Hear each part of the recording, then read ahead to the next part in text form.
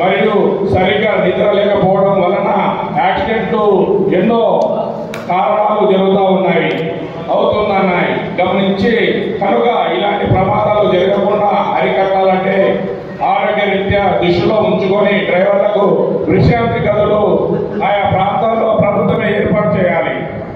డ్రైవర్లు డ్యూటీ నిమిత్తం బయటకు తీసుకొని వెళ్ళినప్పుడు చిన్న చిన్న కారణాల వల్ల డ్రైవర్లను దూషించడం, అలాగే డ్రైవర్ల మీద చేయి చేసుకోవడం మరియు డ్రైవర్ల ప్రాణాలను సైతం తీస్తున్నారు.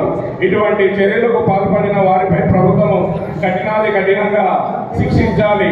అలాగే ప్రభుత్వమే హోంశాఖ ద్వారా మరియు పోలీసుల ద్వారా మా డ్రైవర్లకు రక్షణ భద్రత కల్పించాలని ఈ ప్రభుత్వాన్ని కోరుతున్నాము. 50 సంవత్సరాలు పూర్తయి ఎవరు లేని ఎన్నలేని సేవలు అందిస్తున్న డ్రైవర్లను గుర్తించి ప్రభుత్వమే 10,000 రూపాయలు నెలకు ఆ డ్రైవర్కు పింఛను రూపంలో మంజూరు చేయాలి. గవర్నమెంట్ డ్రైవర్స్కు ఈఎస్ఐ పిఎఫ్ ఎలాగైతే ప్రభుత్వం ఇస్తుందో అదేవిధంగా ప్రైవేటు డ్రైవర్లైనటువంటి మాకు కూడా